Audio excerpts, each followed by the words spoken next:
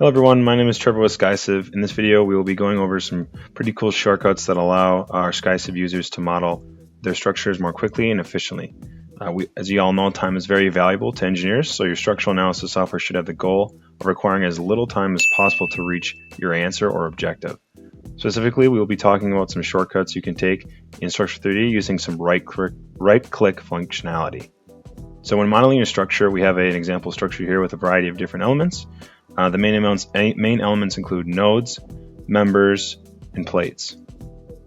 There are a lot of things you can do simply by right-clicking after you select any of these elements. So for example, if we select an element and right-click, we can see that for any element you can edit it, delete it, hide it, isolate it, invert the selection, select all, or filter the selection by that. All of those options are used quite a lot to manipulate not only the visibility of your structure, but to edit individual items or groups of items. So let's take a look at some node shortcuts first. If you select any node and then right click, you're going to get all these different items. The first thing I wanted to touch on was if you select any node and just simply right click, you can add any type of load that's applicable to a node. So adding point loads, adding moments, or nodal masses. So if we click on add point load, it brings us to the point load generation with that node ID automatically populated so that you can put in your load and your load would appear there. So one of the best node shortcuts is at the beginning of a project when you need to apply supports to a number of your nodes. You can apply them all at once using the right click. So if we manipulate our view here, we grab all of the bottom nodes. You can see they're all selected. We right click, click on add supports. Now it's populated all of those nodes just like if we were to add a load. And now we can identify what restraint we want, hit apply. And now we've just applied all of the restraints to our model. So another cool shortcut that you can use is with any nodes or a single node that you selected, you can shift them in any direction without having to leave this area or put out any other inputs in. So for example, if we highlight all these bottom nodes and we right click, go to shift nodes, now we can shift all of these nodes in any direction in any shift we want, and it'll bring all of the connected members with it. So if we wanted to shift these down 5 feet, we can do so. Now we see we have a taller structure here, and we've just shifted those bottom nodes. So the last thing we'll touch on is the relative member function, which allows you to create members relative from the node or nodes that you've selected. Make sure to check out the documentation article in the description for more in-depth information about this function in particular. What we'll show here is we'll grab this level of nodes, we'll filter the selection to just be the nodes, right click, use add relative member, and now we can create again a member from this relative position. So we'll use it in this case, and we'll say the delta is 4 feet in the X, 4 feet in the Y, and 10 feet in the Z.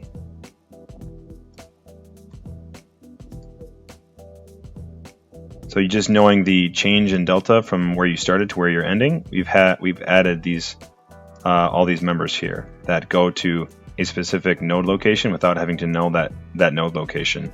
You just need to know the change in X, change in Y, and change in Z. So next we're going to be taking a look at some member shortcuts using the right click. Similar to a node, when you click on any member, you can add a distributed load or point load or a member pre-stress load in the same way that you click on the add load button after it's selected, and it'll populate that member or member IDs inside of the distributed load or loading function, and then you can put in the magnitudes and apply them. So if we put a lateral load here and apply it, now we have that load generated automatically. For modeling geometry, let's take a look at the split member function. And we'll select a couple of members to do that. We'll right click, hit split members, and now we can split members based on nodes that intersect them, members that intersect them, or dividing them by equal parts or by distance.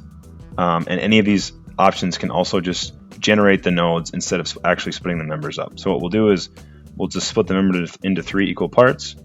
We'll hit split, and we can see that our member is split into 3 equal length parts here, and we have the nodes that separate them both. So the opposite tool of this is the join function. So if there are any members in your structure that you want to join together that are in line with each other, you can use the same or the opposite right click function. So we'll select these 3 members by control and selecting them. We'll right click, and and we'll click on join. We can see that the nodes in that member were eliminated and the member was made single. So similar to splitting, if there are any two or more members that cross each other in the same plane, like these two braces here, we can use the intersect function to break them up. So we'll select these two brace members here, we'll right click. Now all you need to do is hit intersect, and now we created 4 members that are meeting at an intersection point of that node that we just automatically generated.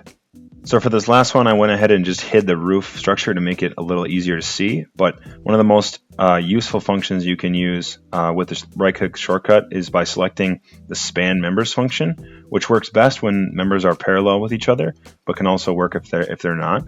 This is really nice when creating a floor here or any type of framing or where there's a repeat that needs to happen. So how this works is you can see we have an end member here and an end member here. If we select them both and we right click, we hit span members, it's going to ask us how many spacings we want to add between these members. I'm going to say 16. And just like that, we've spanned 16 spaces between the two end members, and we have our second level floor there. And it's going to generate all of those nodes along the way as well. So the last thing we're going to look at is plate shortcuts and how they work with right-click functionality. And all these shortcuts can be accessed by going to Advanced and Plates. So things like plate meshing, mesh info, plate realignment, stuff like that can all be accessed here. So if we click on our plate and right-click, if we go to Mesh Plate or Unmeshed Plate or Realign Mesh Plates, that is where this same functionality is housed.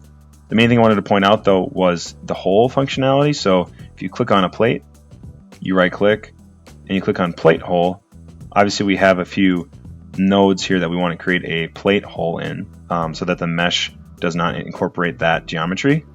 What we can do is we can right click plate hole, we'll turn on our node labels, and we will just put in the nodes that we want. I've already done this before, so we'll hit submit, and now we have our plate hole there without having to ever go to any drop down or view any type of menu. And you can just as simply get rid of that plate hole here. Now your plate is ready for meshing as well.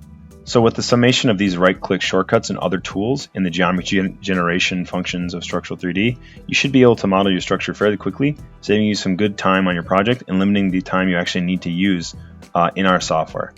Please make sure to give all these tools a try and let us know how it's affecting you guys. And if you enjoyed this video, please subscribe to our YouTube channel and make sure to follow us on LinkedIn and Facebook. We look forward to seeing you guys on the platform soon.